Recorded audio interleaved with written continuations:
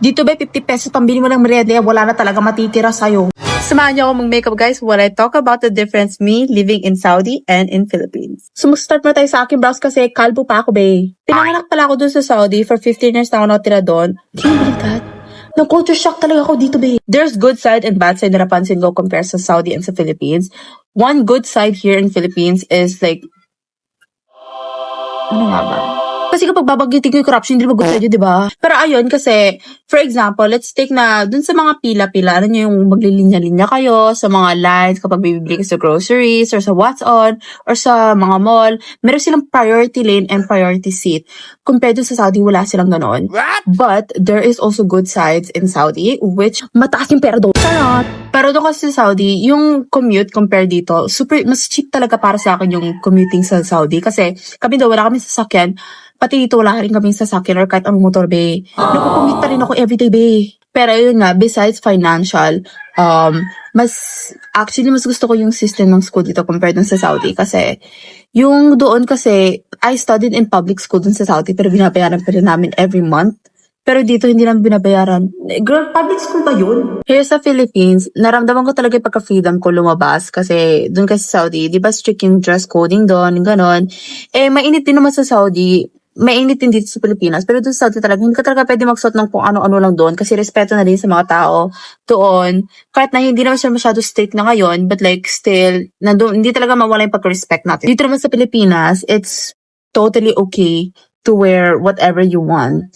But of course, I'm not gonna do that. Pero honestly, I used to be like scared kapag uuwi na ako ng Pilipinas because I feel like it's the end of the world. Pero actually, it's so fun in here kasi I get to experience the freedom and like, ang saya maging laking kalye, be. Let's skip the primer kasi let's be honest, wala naman talaga ako pupuntahan. Nag-video lang ako, be.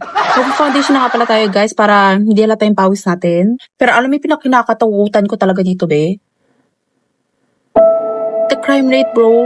Parang ang normalist na magbabarilan na. Kanila nakadinig ako ng baril doon sa labas, be. And what do you mean 500 pesos? Isang kainan ko lang yun, be. Grabe talaga, be. Ang mamahalan talaga ng mga bilihin talaga dito sa Pilipinas. Like, binibigyan ako ng allowance na 500 peso. Paminsan-minsan, like every weekly. Parang ganon. Like, example lang.